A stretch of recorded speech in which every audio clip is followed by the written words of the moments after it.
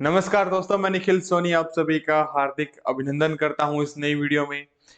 तो इस नई वीडियो के साथ हम एक नया कोर्स स्टार्ट करने जा रहे हैं, क्लास 12 बिज़नेस स्टडीज़। जो कॉमर्स के जितने भी बच्चे हैं, उन सभी से निवेदन है कि अपने सारे दोस्तों के साथ ये वीडियो शेयर कर दीजिए, ताकि हम बिना देरी के ये कोर्स कंप्लीट कर पाएँ। हर बच्चे का एक सपना होता है कि मैं बोर्ड एग्ज़ाम्स में टॉप करूँ, रैंक लेके आऊँ, अच्छे मार्क्स लेके आऊँ।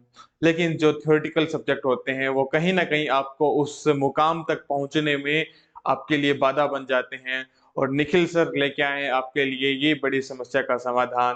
तो जुड़े रहिए और सपोर्ट कीजिए, ताकि हम मोटिवेट होते रहें और आपके लिए अच्छी-अच्छी वीडियोज़ लाते रहें। और वादा है आपसे कि ये जो थ्योरेटिकल सब्जेक्ट है, इसको बड़े ही प्रैक्टिकल तरीके से मैं आपको पढ़ाऊँगा और हर एक डिफ़िकल्ट टर्म को हम इतने ईज़िली समझने वाले हैं कि जैसे कि हमने बचपन से यही पढ़ते आ रहे हैं, कोई नया सब्जेक्ट हमारे लिए नहीं है। और बिज़नेस स्टडीज़ जैसे कि आप सभी को मालूम है, एक थ्योरेटिकल सब्जेक्ट है, लेकिन मैं शुरू से इसे एक प्रैक्टिकल सब्जेक्ट के रूप में पढ़ता आया हूँ, क्योंकि ये बिज़नेस है क्या? ऑब्वियसली जो आपके सराउंडिंग में जितनी भी चीज़ें आपको दिखती है, जैसे मान लो आप केमिस्ट्री पढ़ रहे हो, आप फिज़िक्स पढ़ रहे हो, इनके लिए आपको तो लैब चाहिए, लैब में जाना होता है। अरे भाई, बिज़नेस तो घर से बाहर निकलते ही लैब ही लैब है। इधर किराने वाली दुकान है, वो लैब है, आप जाके बिज़नेस देखो, बैठ के उसे ऑब्ज़र्व करो, बिज़नेस है। चाय वाला बिज़नेस कर रहा है, आजकल तो बड़े-बड़े एमबीए चाय वाला आपने देखा होगा, और भी एक है चाय सूट्टा बार है, तो चाय का तो बिज़नेस बड़ा भयंकर चल रहा है। तो ये सब बिज़नेस है और बिज़नेस के लिए आप घर से बाहर निकलते ही लैब मिल जाएगी। आप वहाँ प्रैक्टिकली देख सकते हैं। लेकिन आज हम उसके थ्योरी के कांसेप्ट समझने वाले हैं और हर एक डिफ़िकल्ट टर्म को हम बहुत आसान तरीके से समझने वाले हैं। वादा है मेरा कि उस मार्क्स पाने की जो होड़ है और जो नॉलेज है प्रैक्टिकल बेस्ड, उसमें आपको पीछे नहीं रहने दूँगा। बस एक छोटी-सी सहायता चाहिए थी आपसे कि प्लीज़ जुड़े रहना और अपने दोस्तों से सपोर्ट करवाते रहना। आप तो करोगे ही ना, अपने दोस्तों से भी करवाते रहना, ताकि हम अच्छे-अच्छे कंटेंट इस चैनल पे डाल सकें। तो सबसे पहले अपना जो चैप्टर होने वाला है, nature and significance of management.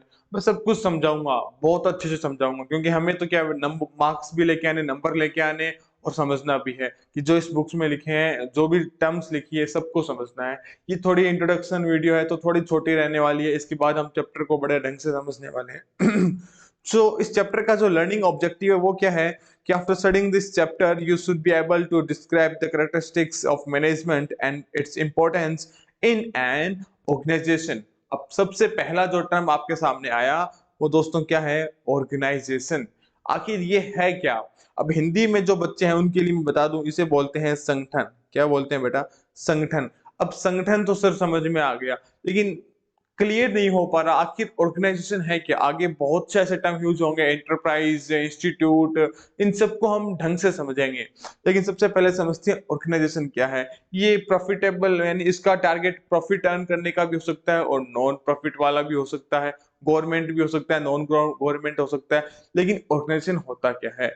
Simple term में, जहाँ ग्रुप होता है पीपल्स का, लोग एक साथ मिलकर काम करते हैं, उनका टारगेट एक होता है, चाहे वो प्रॉफिट कमाना हो, चाहे ना कमाना हो, चाहे सोशल वर्क करना हो। जितने भी एनजीओज आपने देखे होंगे, वो सारे एक ऑर्गेनाइजेशन के नीचे आते हैं। यानी ये जो ऑर्गेनाइजेशन एक टर्म है, वो एक वाइडर टर्म है, जिसमें वो क्या करते हैं, उन सारे लोगों का ग्रुप को कवर करते हैं जो एक साथ मिलके काम करते हैं। अब आपको छोटी सी बात समझ में आ गई कि जहां सर एक से ज्यादा लोग होंगे, लोग इकट्ठे होंगे, जो पीपल्स है वो एक साथ मिलेंगे, तो उनका मैनेजमेंट ज़रूरी है। तो इसीलिए ज़रूरत जो सामने आई, वो क्या किसकी आई?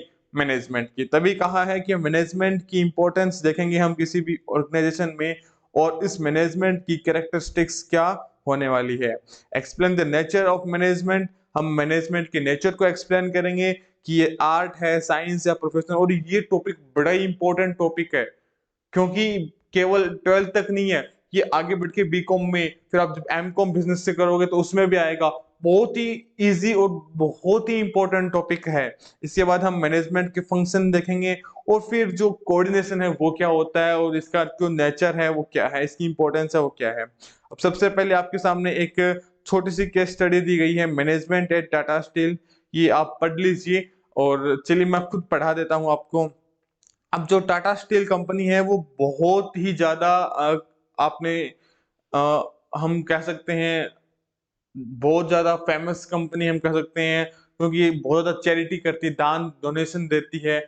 और उससे ज़्यादा जो इसके कौन थे सीईओ जिसे हम जानते हैं, फॉर्मर सीईओ रतन जी टाटा। तो उनके कंपनी टाटा स्टील के बारे में हम पढ़ने वाले हैं। Founded in 1868 by some Jamsetji Nusserwanji Tata, the Tata group is a global business conglomerate operating in over 100 countries across five continents. His strong sense of value and spirit of innovation and entrepreneurship are a legacy that continues to guide Tata companies till date. He had four goals in life. यानी अब उसकी main जो topic है ना वो यहाँ से है, four goals in life. Setting up an iron and steel company, a world-class learning institution, a unique hotel, a hydroelectric plant। यानी उनके चार गोल थे, चार सपने थे जो कि इसने लिखे हैं। Setting up an iron and steel company जो आज है, वर्ल्ड क्लास लर्निंग इंस्टीट्यूट। आपने टाटा साइंस के डिस्को या फिर ऐसे टाटा साइंस के इंस्टीट्यूशन आपने बहुत देखे होंगे, तो ये भी आज एक हम कह सकते हैं उन्होंने ये सपना साकार किया है। होटल के बारे में आपको मालूम ही है, ताज होटल है और हाइड्रो इलेक्ट्रिक प्लांट, और इसके बारे में तो आप कहना ही क्या। तो आगे चलते हैं। Only the hotel became a reality during his life time. यानी उसके लाइफ टाइम में केवल एक होटल था जो रियलिटी बन पाया, वो क्या था? With the inauguration of Taj Mahal hotel eight Colaba waterfront in Mumbai on 3rd December 1903 at the cost of 11 million, 11 million, worth 11 billion in 2015 price. Oh my god.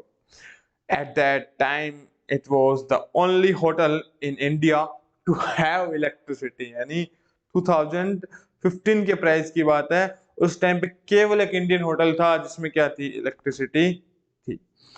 चलिए अब आई होप आप ये पढ़ लेंगे। अपन जो स्टार्ट करते हैं, अगर आपको जरूरत लगती है इसके स्टडी आपके समझ में नहीं आती है, आप कमेंट करना, मैं इसको उसकी डिफरेंट एक वीडियो बना दूंगा। टाटा स्टील की एक डेप्थ में केस स्टडी हम पढ़ सकते हैं, लेकिन जो अपना चैप्टर है वो स्टार्ट करते हैं। छोटी वीडियो बनाने की कोशिश कर रहा हूं मैं, ताकि आपका जो इंटरेस्ट है वो बना रहे। इंट्रोडक्शन है। The above case is an example of a successful organisation which is amongst the top companies in India.